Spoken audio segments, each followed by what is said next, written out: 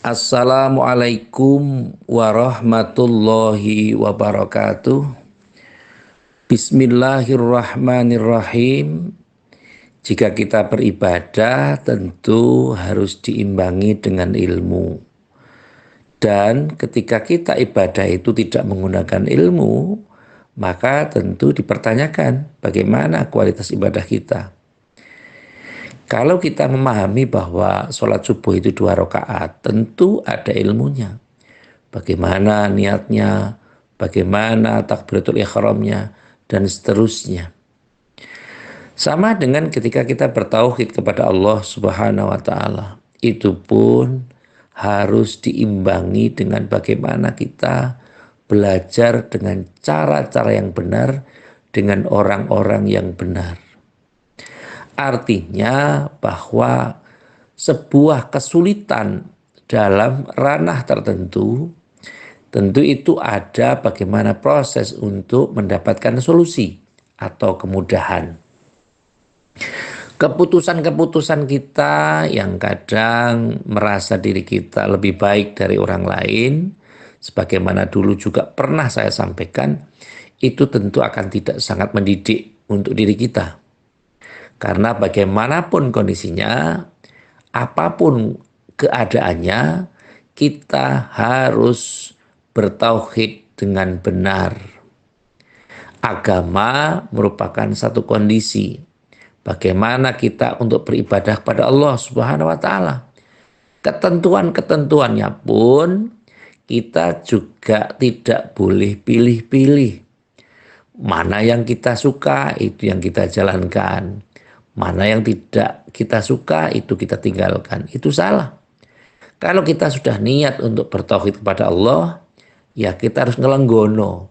Kita harus mawas diri dan kita harus berikhtiar, berupaya untuk menerima secara keseluruhan tanpa adanya satu kondisi tertentu. Tidak atau adanya seseorang atau tidak adanya seseorang, tentu kita tidak boleh terpengaruh.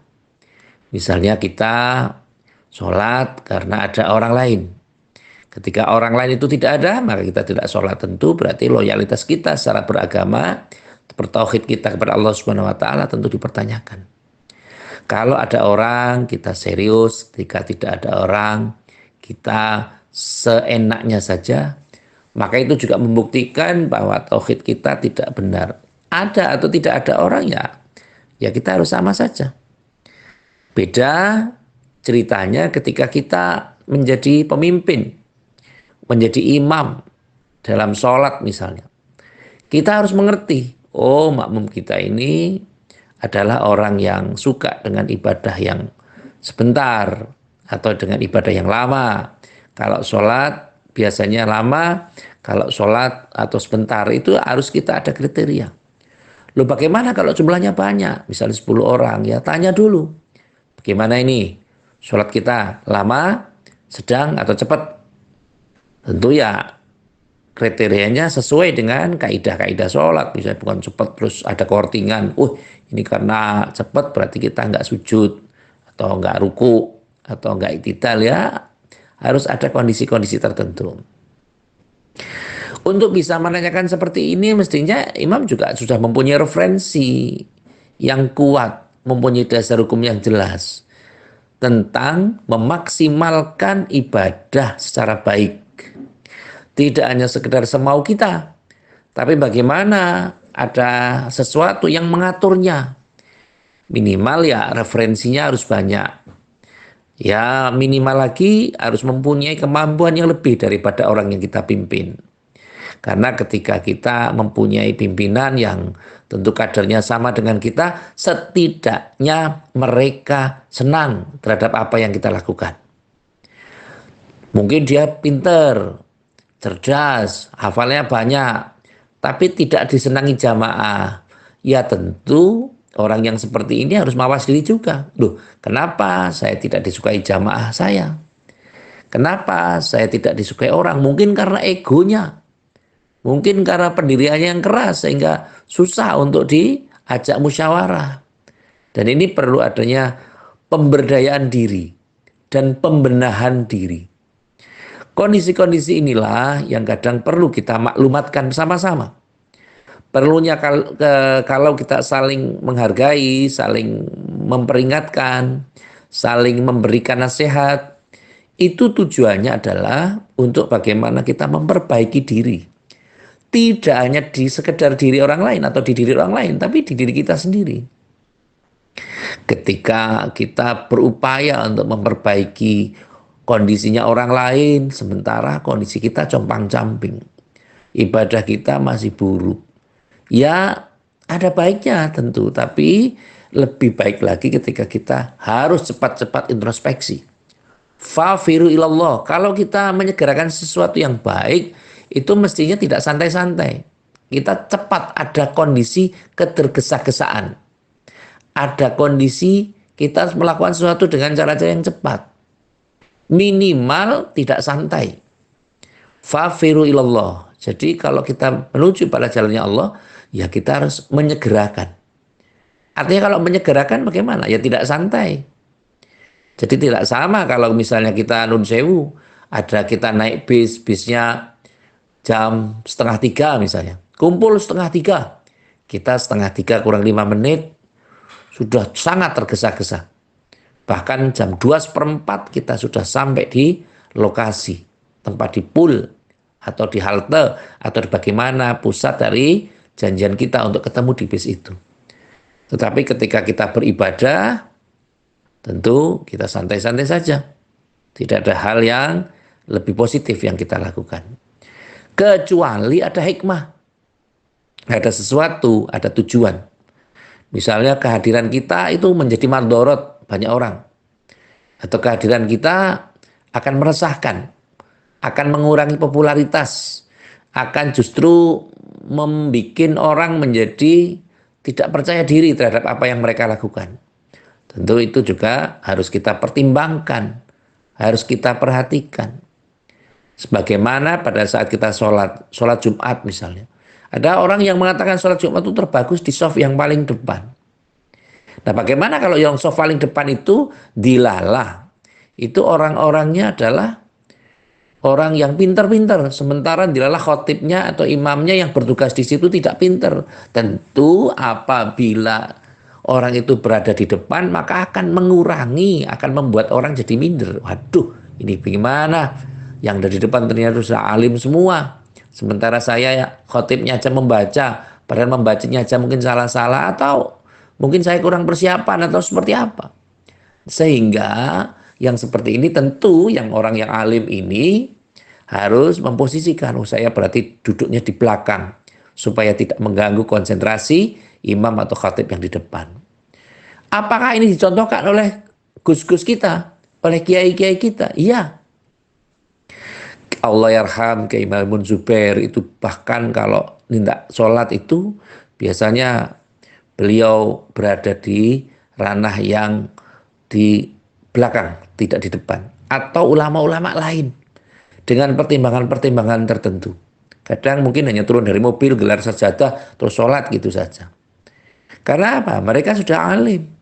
Mereka mempunyai karakter berpikir, mempunyai penggalian yang kita tidak bisa menebak bagaimana cara pandang beliau.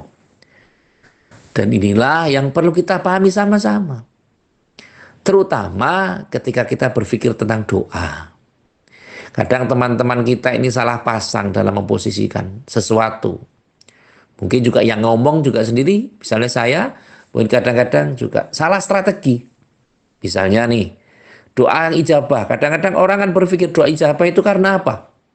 Pertama karena mungkin tempatnya. Tempatnya bisa di Mekah, di Medina. Kadang orang di Medina itu malah banyak yang shopping, banyak yang memikirkan ini hotelnya fasilitasnya kayak gini. Ini tempat-tempatnya begini, begitu, ada ini kendaraannya seperti ini, seperti ini. Tapi kadang mereka lupa bahwa di Mekah, di Medina itu ijabah doanya itu di samping pada saat mungkin tempatnya kita juga harus berpikir, oh ternyata di sini nih di mana saja kita berada, doa ini dikabulkan Allah Subhanahu wa taala. Kalau tempat mungkin kita karena ekonomi atau mungkin kondisi tertentu kita tidak Mesti kan belajar atau berangkat umroh setahun sekali atau 2 tahun sekali atau 3 tahun sekali atau berhaji barangkali mungkin daftar hajinya sudah tahun 2010 mungkin baru berangkat tahun 2020 atau tahun 2012 tapi berangkatnya tahun 2025 misalnya atau berapapun lah kondisinya. Tapi kadang-kadang juga karena selain karena tempat itu juga karena orangnya. Mungkin karena orangnya soleh, orangnya tidak suka makan makanan yang haram, dahar sesuatu yang subhat, hartanya juga bisa dipertanggungjawabkan baik. Kadang orang soleh itu kan kadang orang tawadhu itu kadang juga tidak menggali, tidak memikirkan sesuatu. Biasanya makan-makan saja. Bagaimana kita makan makanan yang seharusnya harus baca bismillah, tapi lupa membaca bismillah. Harusnya kita makan makanan yang kita tahu prosesnya, tapi kita tidak mengabaikan itu. Nah, ini akan mengurangi kapasitasnya. Jadi orang-orang itu, kadang-kadang orang soleh itu harus dikondisikan dengan, oh ini cara kondisinya apa. Ya kadang ibadahnya baik, tapi ternyata, makanan-makanannya tidak terseleksi. Makanan yang haram, makanan yang subhat, makanan itu nggak mereka pertimbangkan. Jadi kadang nggak penting lah, yang penting makan lah, itu repotnya. Nah kalau yang penting makan, tentu saja itu menjadi sebuah perhatian, menjadi sebuah pertimbangan yang lain. Maka soleh itu berarti kepantasan diri kita, soleh itu berarti pantas untuk bagaimana kita sowan kepada Allah Subhanahu Wa Taala. Kita beribadah. Maka kalau kita tidak dapat tempatnya, ya kita ketemu dengan orang-orang yang soleh. Maka dalam kita sering itu, pujian itu kalau ada yang tombok ati itu ada 5, diantaranya wong kang soleh, kumpulono. Berkumpul dengan orang-orang yang soleh. Karena kalau kita sudah berkumpul dengan orang yang soleh, insya Allah pikiran kita juga ikut dengan mereka. Karena yang dibicarakan hanya ibadah saja. Mangke niki zuhur, mangke niki ngasar. Nanti habis ini zuhur, habis ini asar, habis ini nanti mau tolaah, habis ini ibadah, ngaji, mulang, apa ngajar TPQ dan yang lain. Nah sesungguhnya ketika kita kok susah juga ketemu dengan orang yang alim, ketemu dengan orang yang soleh itu juga susah. Maka tentu kita harus juga mencari waktunya. Nah kadang-kadang kita ini juga kalau menyatakan diri atau menanyakan kepada sesuatunya kadang tidak tepat. Ya kalau tentu kita kalau menanyakan tentang kesehatan ya pada dokter atau pada orang-orang yang kita anggap tahu lah tentang kesehatan, ilmu gizi dan seterusnya. Jadi tidak sembarangan. Kadang kita lupa ketemu dengan dokter malah nanya, dokter di sini sudah berapa tahun, aslinya dari mana, terus pendidikannya selesai berapa tahun. Itu kan sesuatu yang tidak tepat. Kalau dokter ya tanya tentang ilmunya, Pak saya ini asam uratnya tinggi, gimana ya cara penyembuhannya, Pak saya ini kolesterolnya juga tinggi, bagaimana ya pengobatannya, Pak pola istirahat saya kok nggak bener ya, itu aturannya gimana secara medis. Tentu saja kita tanyakan begitu. Dengan kiai, dengan para alim, ya kita harus ngaji juga. Menanyakan. Jangan ditanya, dumugi jam pinten Pak, sampai di sini jam berapa. Ya kan nggak pas juga. Orang kiai kok ditanyakan jam, ditanyakan berangkatnya jam berapa, sudah dahar belum, kan nggak pas. Nah sehingga dalam hal ini, kita harus mengerti waktu-waktunya. Kapan waktu yang baik untuk bisa berdoa. Untuk bisa kita mengerti tentang bagaimana waktu-waktunya, tentu juga kita harus ngaji, tanya pada para alim, para ulama kita. Para masyayikh, guru-guru kita telah mencontohkan bagaimana sehabis sholat itu berdoa. Bagaimana kita berdoa itu berwirid kepada Allah Subhanahu Wa Taala, ya walaupun hanya sebentar, ya tidak apa-apa. Ya namanya juga keadaan dan kondisi. Maka waktu yang pertama yang harus kita pegang nih, kalau misalnya kita belum bisa menjadi orang yang ketemu dengan orang yang soleh, tidak atau belum berhasil untuk kita datang ke Mekah Madinah, maka kita pahami waktunya. Pertama, setelah azan dan iqamah, baina adzan wal iqamah. Nah, kalau ada azan sesudahnya, ya kita mencoba untuk berdoa. Jangan bicara-bicara sendiri. Kalau kita di masjid ya jangan ngomong dengan teman-temannya dengan sesuatu yang nggak manfaat. Maka upayakan nih untuk berupaya berdoa. Hajat kita apa? Ya mungkin kalau berdoa di rumah dengan di masjid, afdol mana? Ya tentu afdol di masjid. Tentu saja ya, kalau memang belum bisa tercapai kondisi kita, belum bisa ke masjid, ya bagaimana? Ya kita berdoa saja sebisanya. Setelah adzan, kalau kita pas di masjid, di musola, ya kita berdoa. Maka orang Nahdlatul Ulama di kampung-kampung, di kota-kota, biasanya habis adzan itu ada namanya pujian. Ada berdoa. Memuji kebesaran Allah. Ya mungkin baca subhanallah, alhamdulillah, wala ilaha illallah, wallahu akbar. Atau kalimat-kalimat lain. Karena kalau dengan bahasa Arab saja mereka nggak tahu, tidak bisa mengerti, ya kadang ada bahasa Jawanya sedikit. Ya tidak apa-apa. Ya memang itu bahasa Jawa. Tujuannya apa? Supaya nandes. Apa itu bahasa nandes? Sampai ke hati. Nah, sampai ke hati. Kalau kita berdoa sudah sampai ke hati, insya Allah akan ijabah.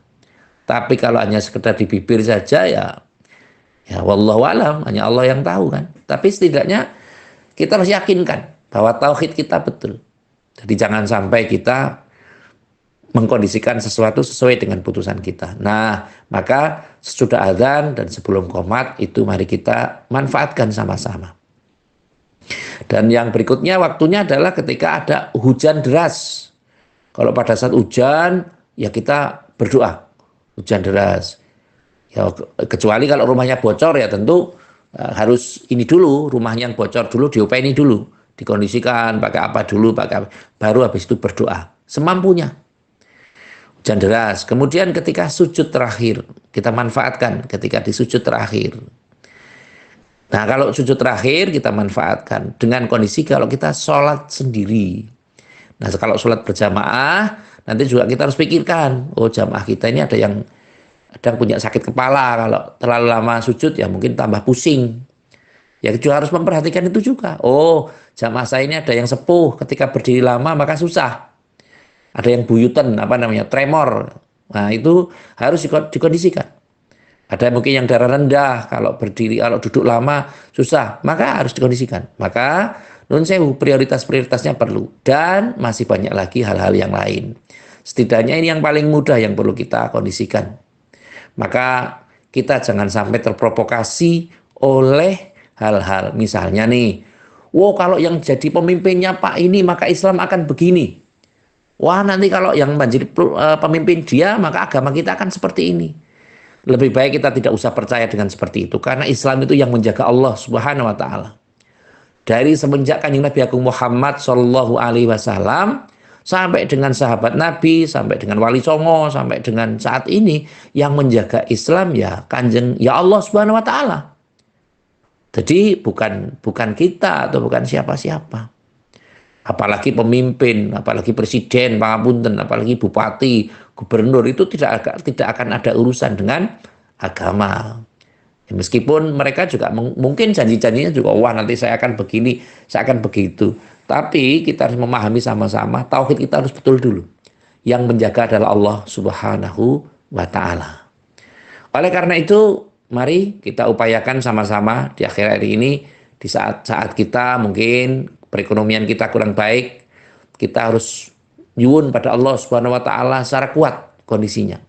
Meskipun rezeki kita sejak kita dalam kandungan sudah ditentukan, tetapi karena keawaman kita, ya kita harus nyuwun, harus kita minta pada Allah Subhanahu wa ta'ala. Jangan mengandalkan fisiknya kita, jangan mengandalkan pribadi kita, jangan mengandalkan kemampuan kita. Kita harus senantiasa bersandar pada Allah supaya kehidupan kita semakin baik dan semakin mendapat ridho dari Allah Subhanahu wa ta'ala. Yang terakhir seperti biasa, mari kita ikhtiarkan sama-sama.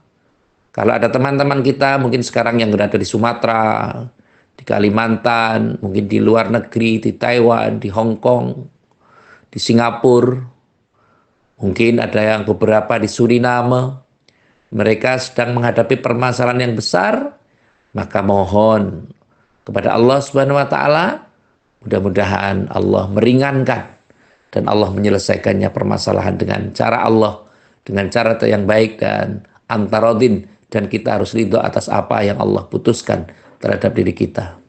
Semoga Allah memudahkan urusan kita semua. Amin Allahumma amin. Terima kasih kepada semua pihak yang telah membantu terselenggaranya acara ini, dan semoga acara ini bisa bermanfaat. Sekali lagi terima kasih atas segala perhatian dan mohon maaf atas segala kekurangan. Saya akhiri. Wallahul muwafiq ila aqwamit thoriq. Wassalamualaikum warahmatullahi wabarakatuh.